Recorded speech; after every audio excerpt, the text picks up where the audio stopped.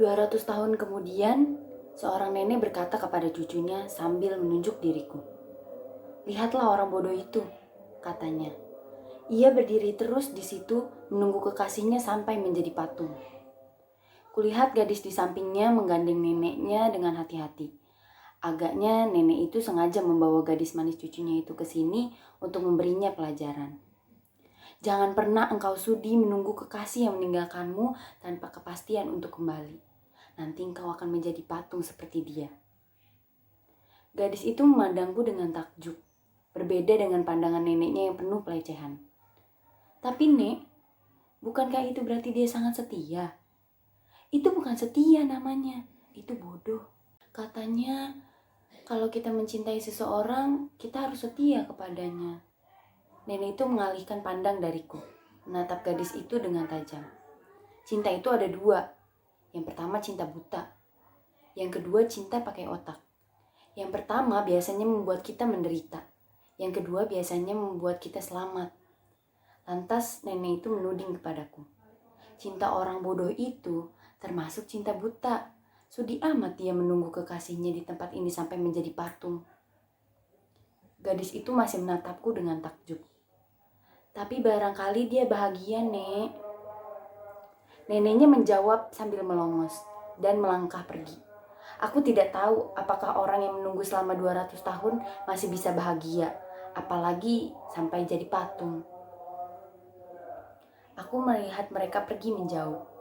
Aku ingin mengatakan sesuatu kepada mereka, tapi aku memang sudah menjadi patung. Tubuhku, mulai dari ujung jari kaki sampai ujung rambutku, telah menjadi batu. Genap urat syaraf, darah, kulit, usus, jantung, dan paru-paru, apapun dari tubuhku telah menjadi batu, sehingga aku pun menjadi patung. Aku tinggal pikiranku, menatap ke satu arah tanpa bisa menoleh.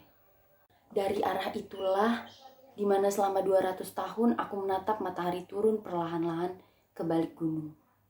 Aku menunggu dia muncul seperti yang dia janjikan 200 tahun yang lalu. "Kau mau kemana, sayang?" "Tunggulah di sini, aku pergi cuma sebentar." "Kemana?" "Sebentar." "Mau ngapain?" "Aku pergi cuma sebentar, tunggulah di sini. Aku segera kembali setelah iblis itu mati." "Jadi Dikau akan pergi memburu iblis, sayang?" "Ya, aku harus membunuhnya. Setelah itu, aku baru bisa pacaran dengan tenang. Apakah kamu mau menunggu aku, sayang?" Aku tidak menjawab. Namun dia tahu aku akan menunggunya sampai mati. Aku terus-menerus berdiri di tempat ini, menunggu senja tiba seperti yang dijanjikannya. Aku tidak akan terlalu lama. Aku akan muncul di ujung jalan itu ketika senja. Aku akan muncul ketika matahari yang jingga dan membara turun di antara dua gunung itu. Dikau akan melihatku sebagai siluet, muncul sebagai bayang-bayang hitam berambut panjang yang berlari menujumu. Tunggulah aku di sini, di luar desa ini. Aku akan muncul di ujung jalan itu menenteng kepala iblis sebagai hadiah untuk perkawinan kita. Dia memang tahu segalanya. Hampir tiada hal yang tiada diketahuinya, seperti dia tahu bahwa iblis sebetulnya tidak pernah mati. Pada saat itu pun aku tahu betapa aku akan terus menunggui kedatangannya sampai mati. Namun barangkali inilah yang tidak pernah diketahuinya. Ternyata aku tidak mati-mati. Aku terus-menerus menunggu dari senja ke senja sampai 200 tahun. Sampai lama-lama menjadi patung. Aku terus-menerus menanti dan mengharapkannya. Siapa tahu dia muncul dari ujung jalan setapak itu sebagai siluet wanita berambut panjang yang menenteng kepala iblis. Orang-orang desa yang lewat menuju ke sawah dengan santun selalu bertanya, "Janjian nih?" "Iya, Mang." "Kemana sih dia?" "Pergi sebentar mau membunuh iblis." "Aduh Jang, iblis Mang kagak bisa dibunuh." "Biarinlah Mang, sudah maunya begitu." "Jadi mau menunggu terus nih?" "Iya Mang, namanya juga pacar." "Bagus Jang, tunggu aja, namanya juga pacar. Katanya kapan kembali?" Katanya sih setelah senja tiba. Senja kapan? Senja setelah iblis itu dibunuh. Orang-orang desa dengan santun menyimpan ketawanya sampai di kejauhan. Meskipun aku selalu bisa mendengarnya, lama-lama aku terbiasa. Dan lama-lama orang desa pun tidak bertanya-tanya lagi. Semua orang tahu kenapa aku berdiri di pertigaan itu. Menatap terus-menerus ke arah Cakrawala, di mana matahari senja selalu tenggelam di utara dua gunung itu. Seperti lukisan anak-anak sekolah dasar. Kenapa orang itu? Oh, dia yang sedang menunggu kekasihnya. Memangnya kemana kekasihnya itu? Katanya pergi untuk membunuh iblis. Jadi dia menunggu kekasihnya? Iya. Dan kekasihnya itu baru akan pulang setelah membunuh iblis. Iya. Kasihan. Kok kasihan? Barangkali kekasihnya sudah kawin sama orang lain. Aku terus-menerus berada di sana. Di pertigaan, di luar desa menghadap sawah, membentang seperti permadani. Kemudian tumbuh pohon beringin di pertigaan itu. Akarnya membelit-belit badanku. Aku tidak bisa berkutik karena telah menjadi patung. Tiada yang bisa kulakukan selain menunggu. Hidup tidak memberiku banyak pilihan selain mencintai dia. Aku akan terus-menerus menunggu dari senja ke senja. Lagi pula, aku sungguh menyukai langit senja. Membayangkan dia akan muncul dari balik cakrawala di latar belakangi langit ungu dengan mega-mega yang terpancar dalam semburat cahaya jingga yang membakar.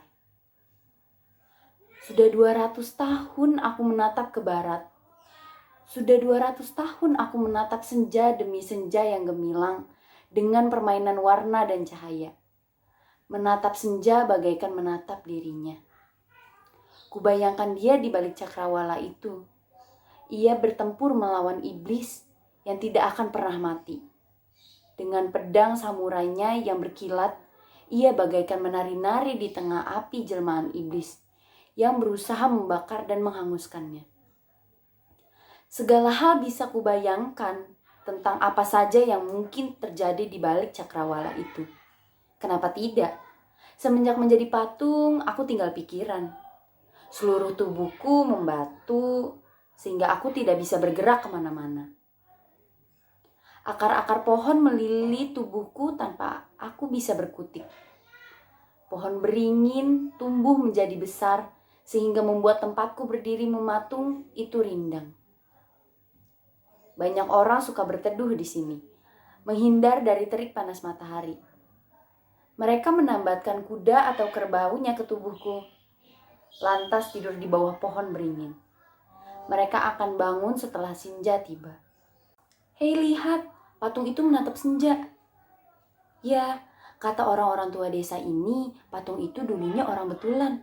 Orang betulan? Ya, orang betulan yang berdiri di situ, menunggu kekasihnya yang pergi untuk membunuh iblis. Membunuh iblis? Iya. Sedangkan sampai sekarang pun iblis tidak mati-mati. Lah iya, konyol betul orang itu. Barangkali kekasihnya itu pun sudah mati sekarang. Lah, wong iblis masih berkeliaran.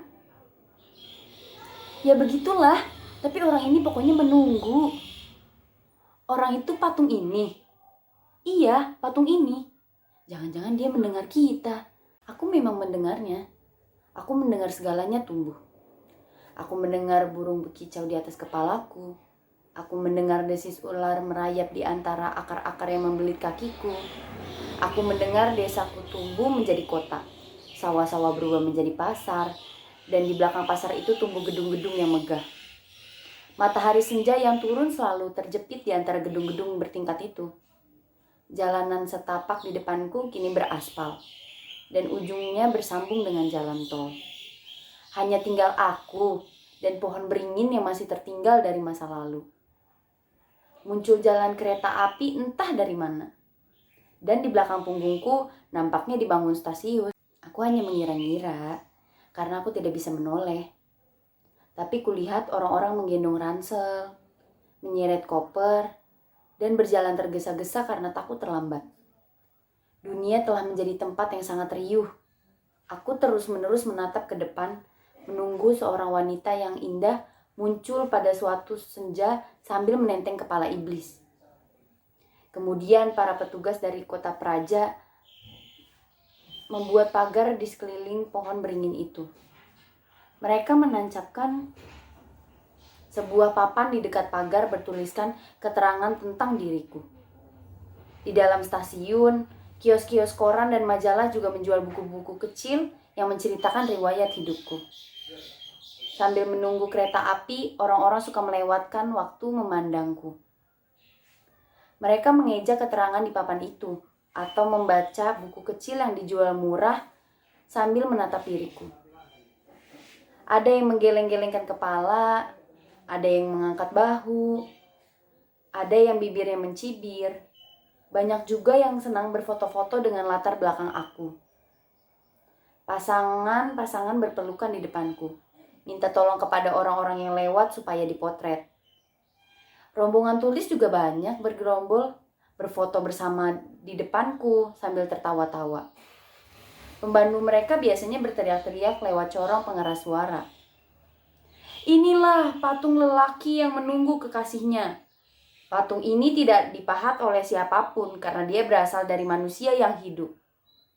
200 tahun yang lalu, ia berpisah di tempat ini dari kekasihnya yang pergi untuk... Suatu ketika, kulihat gadis manis yang datang bersama neneknya itu. Tapi kali ini ia datang bersama seorang lelaki yang nampaknya juga akan berpergian naik kereta api.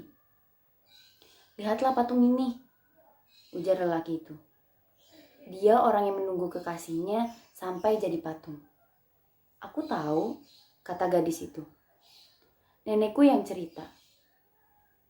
Kamu bisa seperti dia? Maksudmu?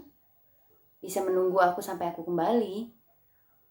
Aku selalu setia padamu. Kapan kamu kembali? Kalau tugasku sudah selesai. Apa tugasmu? Membunuh iblis. Tapi iblis tidak pernah mati. Aku tidak peduli. Harus selalu ada orang yang membunuh iblis. Meskipun iblis itu tidak akan pernah mati. Terdengar peluit kereta api. Mereka berpelukan dan berciuman. Lantas lelaki itu memasuki stasiun. Gadis itu melambai-lambai tangan. Esoknya ia datang lagi, duduk di bangku yang ada di hadapanku sambil memberi makan burung-burung dara. Sebentar-bentar ia melihat jam tangannya. Aku tahu dia akan terus menunggu di bangku itu sampai menjadi patung.